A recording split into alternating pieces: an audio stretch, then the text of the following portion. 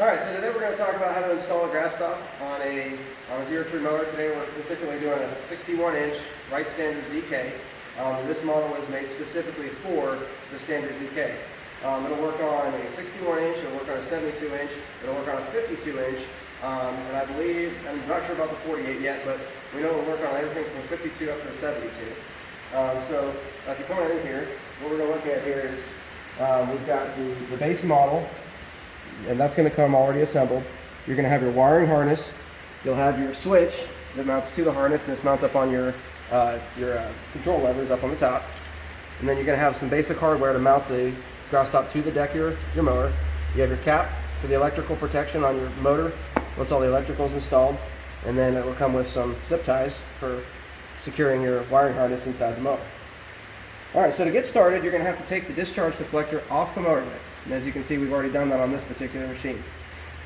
Now, the GrasStop is designed to work in conjunction with any baggers that you might want to put on your deck. So by the time this is done being installed, it should not obstruct anything in terms of the bagger being able to be installed. So what you're going to do is you're going to take the GrasStop, you'll set it on the deck, like so, about where it's going to be placed.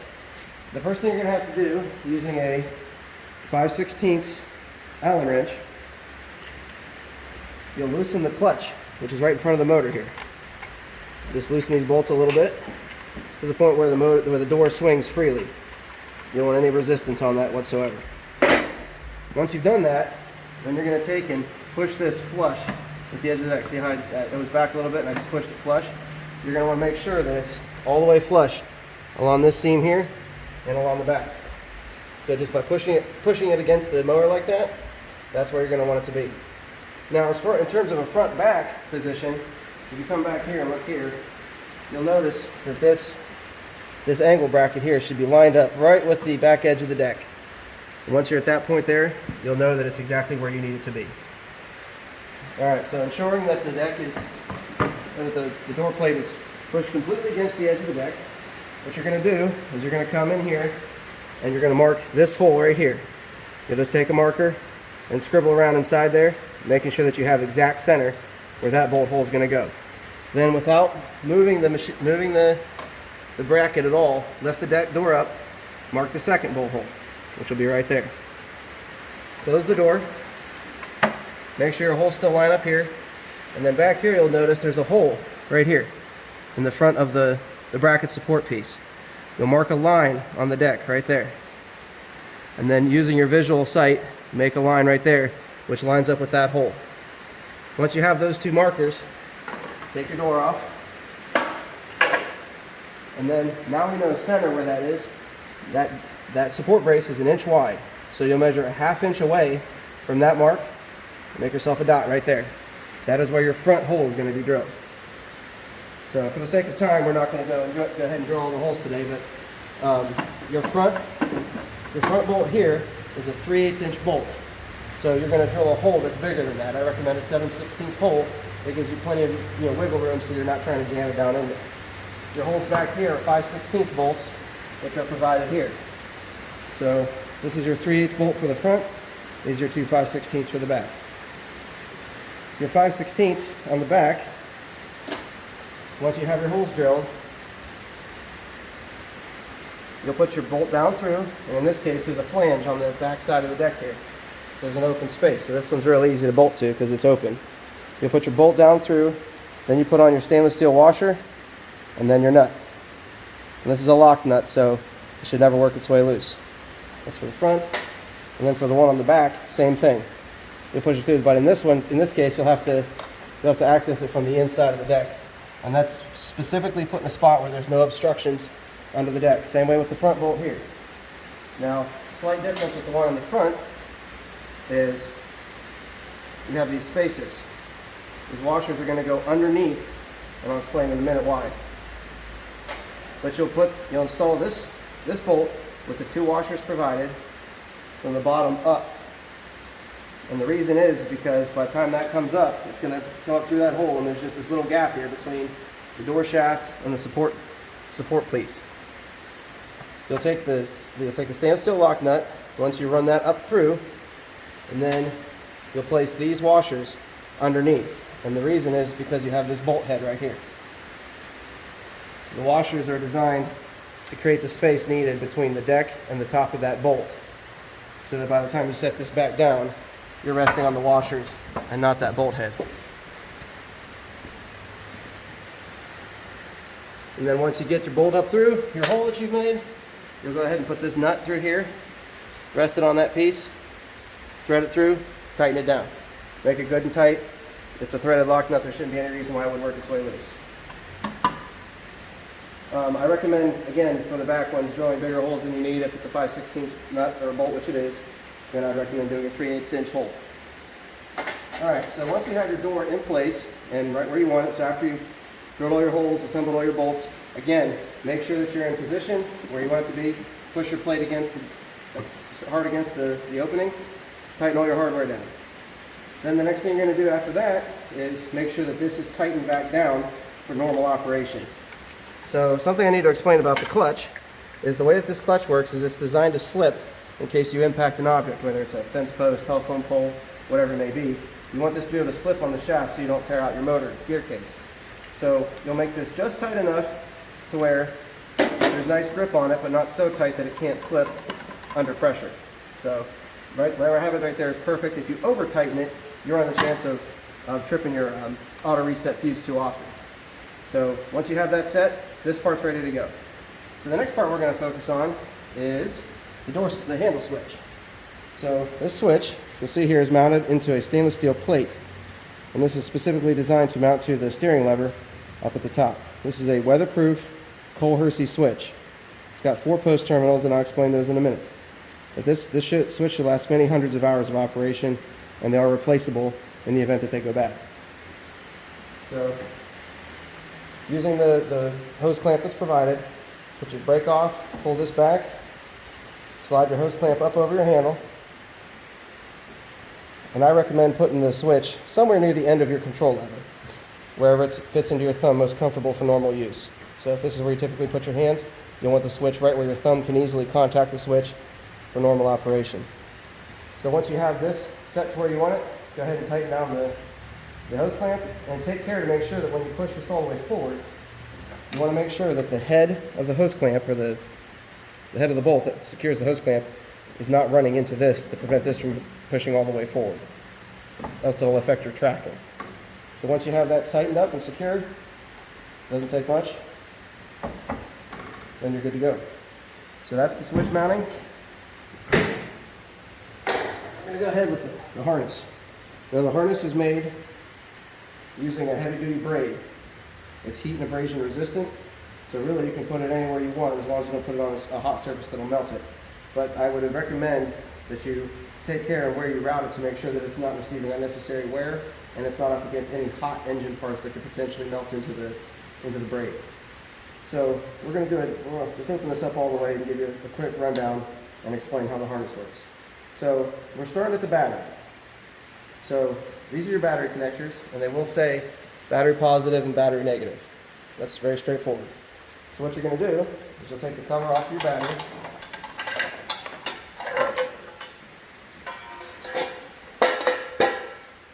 And you're going to have to take off, and again, for the sake of time, we don't need to go through it, but you have your positive and your negative. Your terminals from your positive and your negative on your battery connectors go your positive there and your negative there. So take those out, and I recommend putting these in between the terminals that are there so you don't strip these out, because they have the chance to do that. That's a 7/16 nut and bolt. So once you have that secured, what you're going to do, and you can zip tie this all when you're done, is run this part from here up underneath here,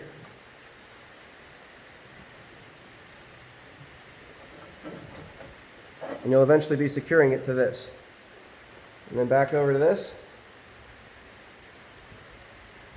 And you can have this done before you mount this switch, but I recommend doing it afterwards just because it's easier, so you don't have to snake your switch up through there, because that can be kind of tedious. Or you could fish your whole wiring harness down through that opening. That might not be that easy. So you'll notice on your terminals up here, one wire is marked battery positive, one is marked battery negative. You'll put your red wire on top, that's your battery positive, and you'll put your negative wire from the battery below it. Center terminals on the switch. Those are your battery in. Your other two go down to the motor. And you're going to want to put the same color on the same level. So both your reds on top, both your blacks on the bottom. And in that position, that will give your switch the operation to where when you push this way, it opens. When you push that way on the switch, it'll close. If you get this reversed, simply take and either rotate the switch, pop the switch out, flip it around and reinsert it, or switch your terminals to get your door to operate the way that you want it to. If you get these wrong, it'll short circuit and it'll blow the automatic reset fuse, which will reset on its own after it cools off, but obviously you want to get it right the first time. Alright, so once we have that done, then we'll take the leg that fishes down to the motor itself, which is this one. So we hooked up this hypothetically to the battery already. Alright, now we got this snaking down through here. And again, you're going to want to put it somewhere where it's not going to be in the way. It's not going to be against any of these moving linkages or anywhere it could get pinched or caught. You know, securing it to your hydraulic hoses is a good option because they're pretty stable and not going to go anywhere. You'll fish this down through the frame of the mower.